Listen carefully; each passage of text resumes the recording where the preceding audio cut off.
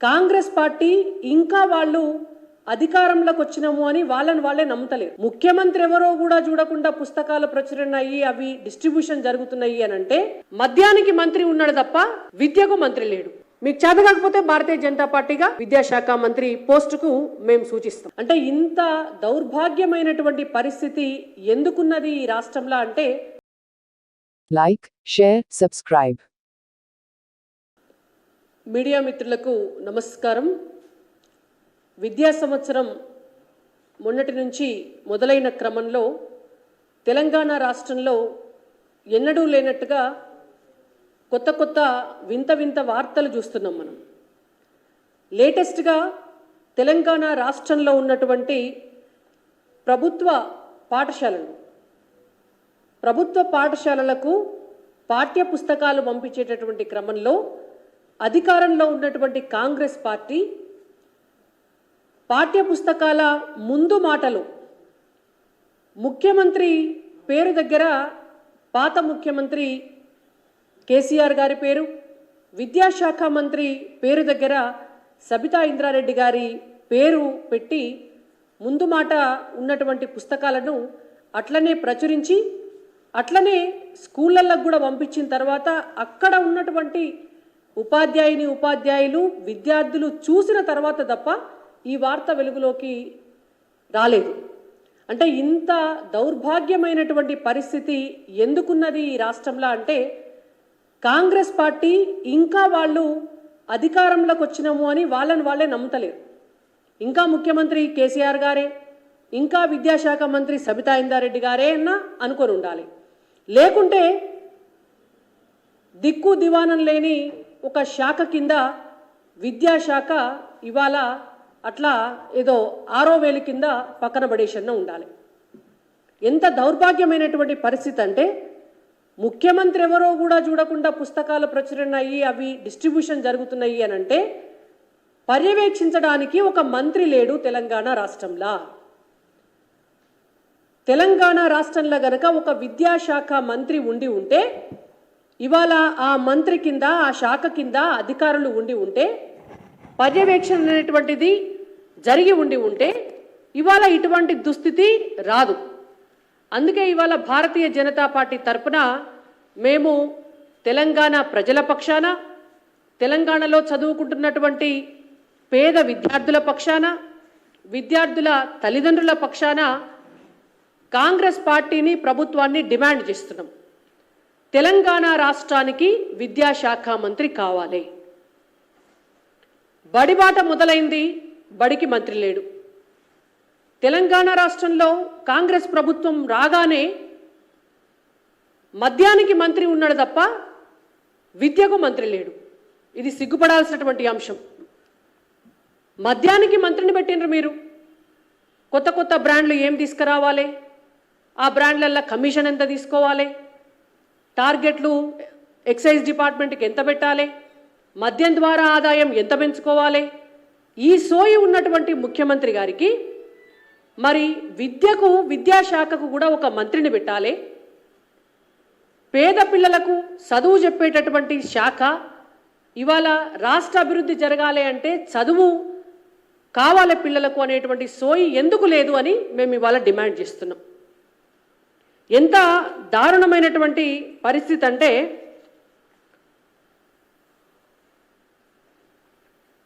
పర్యవేక్షణ లేని అనాథలాగా తెలంగాణ రాష్ట్రంలో ఇవాళ విద్యాశాఖ పరిస్థితి ఉన్నది.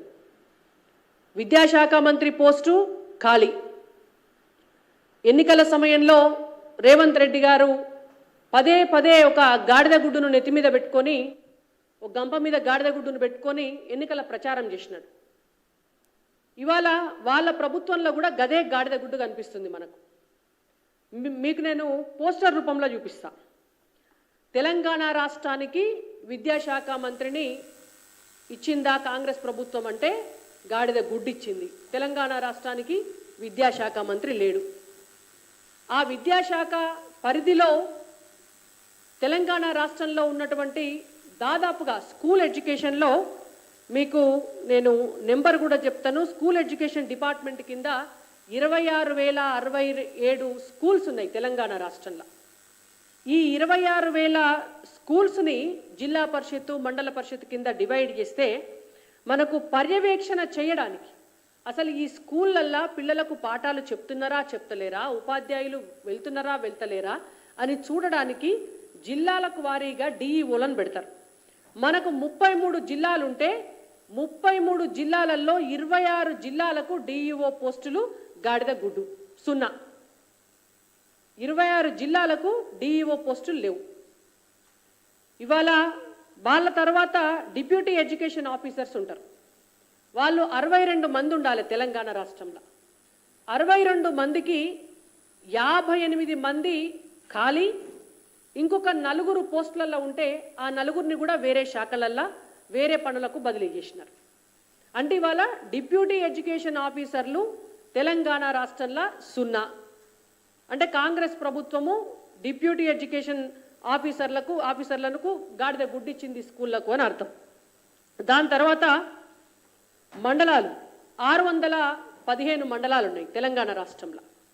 615 మండలాలల్లో మండలానికో ఎంఈఓ ఉండాలి. ఆ మండలంలో ఉన్నటువంటి స్కూల్స్ అన్నిటినీ కూడా పర్యవేక్షణ చేయడానికి 617 15 మండలాలు ఉంటే సిగ్గుపోతుంది చెప్పుకుంటే 17 మంది ఎంఈఓలు ఉన్నారు తెలంగాణ రాష్ట్రంలో. 17 మంది ఉన్నారు. మిగిలిన ఎంఈఓలు ఎక్కడ పోయినరు? కాంగ్రెస్ ప్రభుత్వం ఏమిచ్చింది అని అంటే మనకు గాడిద గుడ్డు. దీని తర్వాత ప్రభుత్వ పాఠశాలలలో ఉపాధ్యాయుల పోస్టులు 22,000 పోస్టులు ఖాళీ ఉంటే 11,000 పోస్టులకి మాత్రమే నోటిఫికేషన్ ఇచ్చి ఇంకా అప్లికేషన్లే తీసుకుంటున్నారు. ఇంకా అప్లికేషన్ల కానే ఉన్నది ఆ కథ అంతా. లిక్కర్ దందాకు మాత్రం అన్నీ అయిపోయినాయి. మినిస్ట్రీ దగ్గర నుంచి కింది దాకా మొత్తం అయిపోయినాయి. ఇవాళ ముఖ్యమంత్రి పోస్టుకు మాత్రం ప్రభుత్వంలోకి రాకముందే, అధికారంలోకి రాకముందే డేటు టైము మొత్తం ఫిక్స్ అయింది. కానీ ఇవాళ బడులను బాగు చేయడం కోసము, విద్యాశాఖ మంత్రిని నియమించడం కోసము, డిఈఓలను నియమించడం కోసము, ఎంఈఓలను నియమించడం కోసము, డిప్యూటీ ఎడ్యుకేషన్ ఆఫీసర్లను నియమించడం కోసము, బళ్ళల్లా టాయిలెట్లు కడిగి ఊడ్చే స్కావెంజర్స్ను నియమించడం కోసము, పాఠాలు చెప్పే ఉపాధ్యాయులను నియమించడం కోసం మాత్రం ముఖ్యమంత్రికి ఈ రోజు వరకు కూడా టైం సరిపోతలేదు. ఇవాళ మీకు మీ కాంగ్రెస్ పార్టీల పంచాయతీలు ఉంటే ఇవాళ పేద బిడ్డలు రోడ్డు మీద పడాలనా? మీ పార్టీలో పదవుల పంచాయతీ ఉంటే మీరు మంత్రివర్గాన్ని పూర్తి చేయకపోతే దానికి వాళ్ళ పేద బిడ్డలు బలి కావాలనా? ఇలా కాంగ్రెస్ పార్టీలో విద్యాశాఖను నిర్వహించేటటువంటి సామర్థ్యం ఉన్నటువంటి నాయకులు లేరనే కదా అర్థం. ముఖ్యమంత్రి ఆయన దగ్గర ఎందుకు పెట్టుకున్నాడు ఈ శాఖను? పర్యవేక్షించే సమయం లేనప్పుడు, పర్యవేక్షించే కెపాసిటీ లేనప్పుడు ఇవాళ ముఖ్యమంత్రి గారు వాళ్ళ కాంగ్రెస్ పార్టీలో ఎవరికన్నా ఒకళ్ళని చూసి ఇచ్చేది ఉండే. మీ పార్టీలో ఆ సామర్థ్యం లేదు కాబట్టే మీరు ఇప్పటి వరకు ఒక విద్యాశాఖ మంత్రిని నియమించలే. ఇవాళ మీ పార్టీల కొరత ఉండొచ్చు కానీ తెలంగాణ సమాజంలో ఉన్నతమైనటువంటి విద్యావంతులు, తెలంగాణ ఉద్యమకారులు మస్తు మంది ఉన్నారు. మీకు చేతగాకపోతే మేము ఒక లిస్టు రాసిస్తాం. ఎవరినన్నా ఒకరిని విద్యాశాఖ మంత్రిని చేయండి. 6 నెలల్లో వాళ్ళను ఎమ్మెల్సీగా బాధ్యత ఇచ్చి వాళ్ళను అర్హులను చేయండి. మీకు చేతగాకపోతే భారతీయ జనతా పార్టీగా తెలంగాణ ప్రజల పక్షాన విద్యాశాఖ మంత్రి పోస్టుకు మేము సూచిస్తాం. కాబట్టి ఇవాళ రేవంత్ రెడ్డి గారికి మేము భారతీయ జనతా పార్టీ తరపున డిమాండ్ చేస్తున్నాం. ఎంబడే తెలంగాణ రాష్ట్రానికి విద్యాశాఖ మంత్రిని వేయడంతో పాటు నేను ఇందాక చెప్పినటువంటి లిస్ట్ అంతా కూడా ఖాళీగా ఉన్నటువంటి డిఈఓలు, ఖాళీగా ఉన్నటువంటి ఎంఈఓలు, ఖాళీగా ఉన్నటువంటి డిప్యూటీ ఎడ్యుకేషన్ ఆఫీసర్లు, ఖాళీగా ఉన్నటువంటి టీచర్లు, ఖాళీగా ఉన్నటువంటి స్కావెంజర్లు, మూతబడ్డ బళ్లను రీఓపెన్ చేయించండి.